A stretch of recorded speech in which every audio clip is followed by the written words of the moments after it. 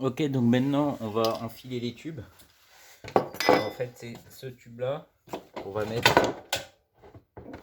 Ah, vous voyez, il y a des petits trous, donc il faut les repérer par rapport à ces trous là. Faut pas confondre ces trous là, les trous qui sont ici.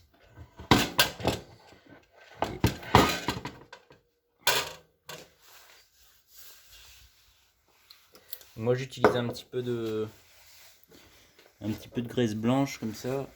C'est ce qu'utilisent également les serruriers. Donc ça va venir. Hop.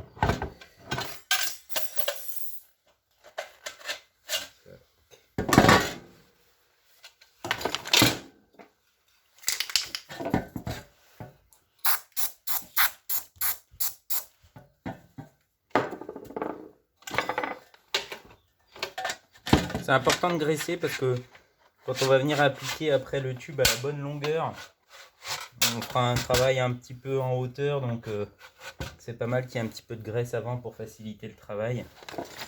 Et également, pareil sur le petit bouchon.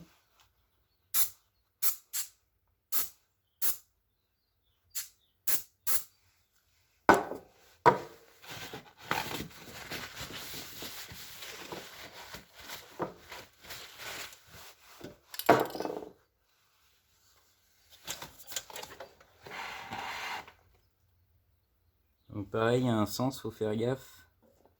Voilà. Normalement, il s'emboîte tout seul à la main.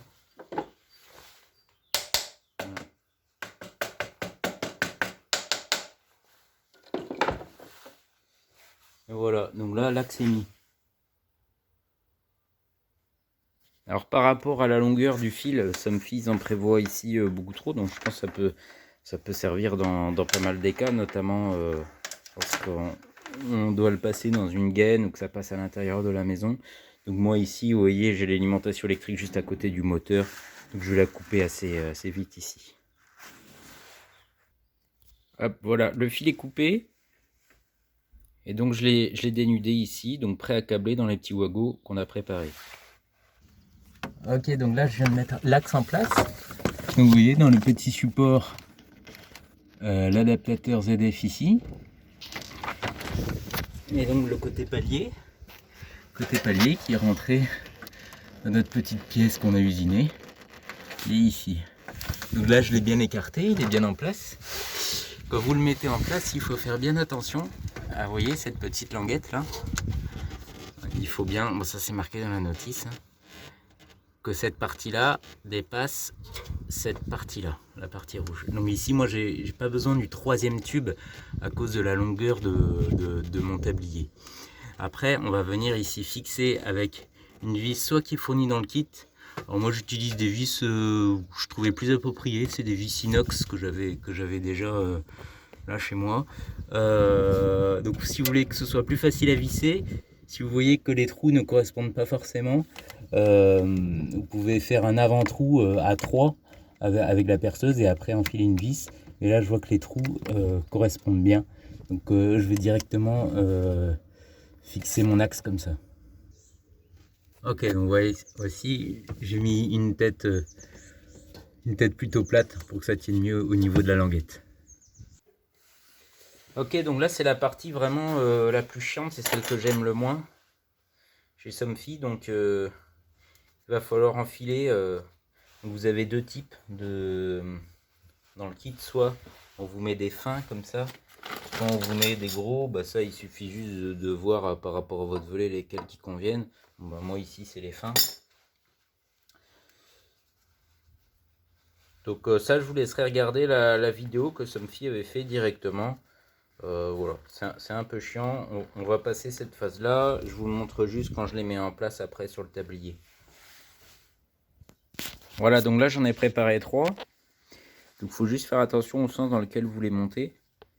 Vous voyez ici ça va être le sens en fait où le volet va venir, hein. Vous voyez le petit ergot ici en bas là qui remonte. Donc il y en a un avec une sangle qui va venir ici se fixer directement dans le tube Somfy.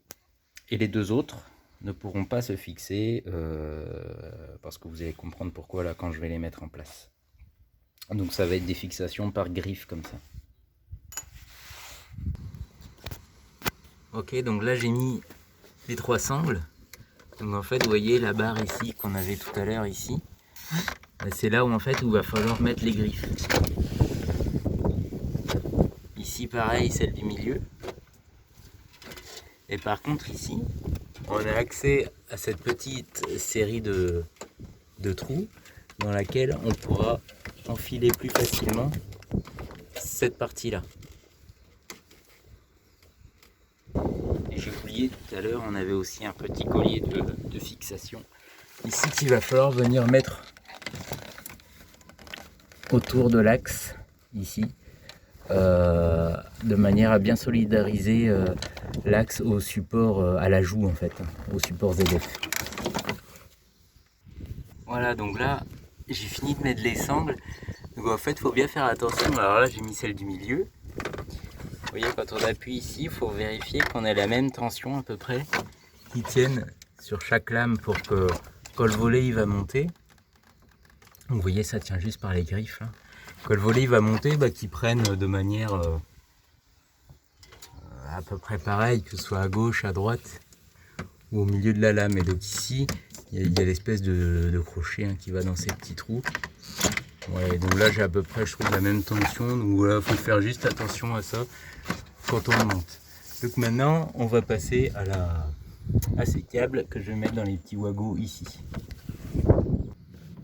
Ok, tous les fils sont câblés, donc là il faut juste faire attention, vous voyez, à bien les mettre, bien mettre le câble au fond. Et là pour pas qu'il soit gêné du tout quand le tablier va venir s'enrouler évidemment. Donc là j'ai 3-4 cm de marge, ça suffit, ils bougeront pas. J'ai raccourci également les petites sangles, j'ai brûlé le bout au briquet pour pas que ça s'effiloche. Donc voici ce que ça donne. N'oubliez pas de couper le jus avant de brancher les câbles évidemment. Voilà, donc 3 sangles, gauche, droite, milieu. Donc là c'est câblé, il n'y a plus qu'à remettre le jus au disjoncteur et on va procéder au réglage. Allez, on met le jus, volet roulant côté sud. Bon, le disjoncteur n'a pas déclenché au moment où j'ai remis le jus, donc ça veut dire qu'on n'a pas fait de grosse connerie. Donc là, je suis tout simplement la notice. Donc j'ai la télécommande dans les mains. Et donc on va commencer.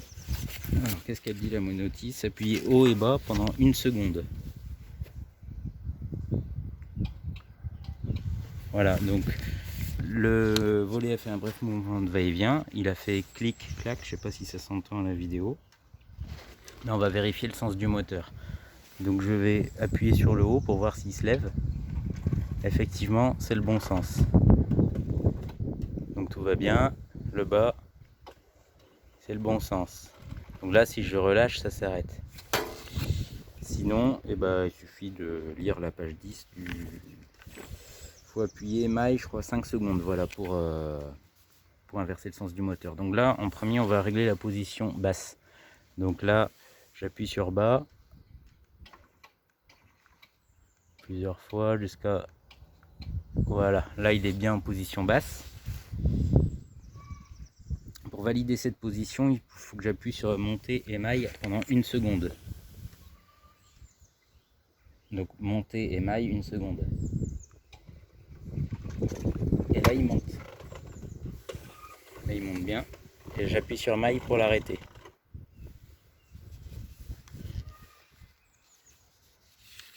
Maintenant on va faire la position d'arrêt haute. Donc j'appuie sur haut.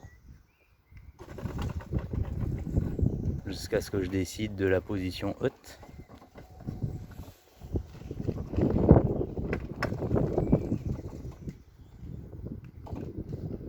Voilà, ça a l'air pas mal.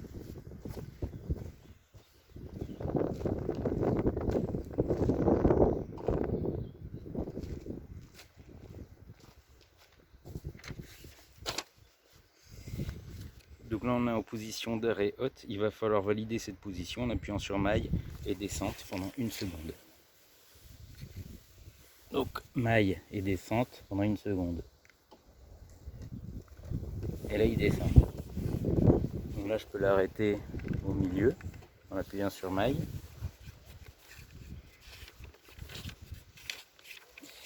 Maintenant pour enregistrer les réglages, les positions hautes et basses, je vais appuyer sur maille 2 secondes jusqu'à un bref mouvement de va-et-vient.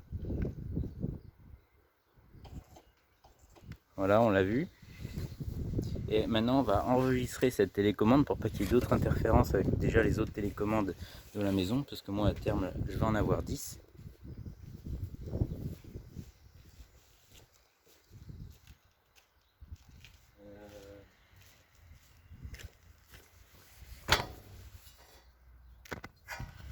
Voilà, donc là j'ai pris un petit tournevis et donc je vais venir appuyer ici pendant 2 secondes.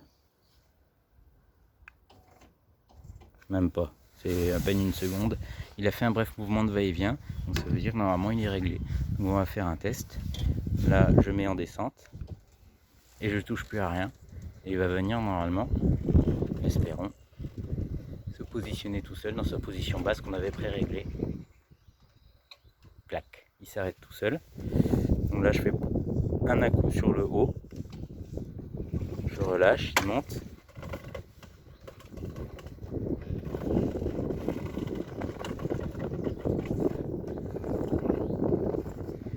Tout a l'air de bien se passer. Et parfait, et il s'arrête dans sa position haute. Voilà, c'est terminé. Bon courage à tous.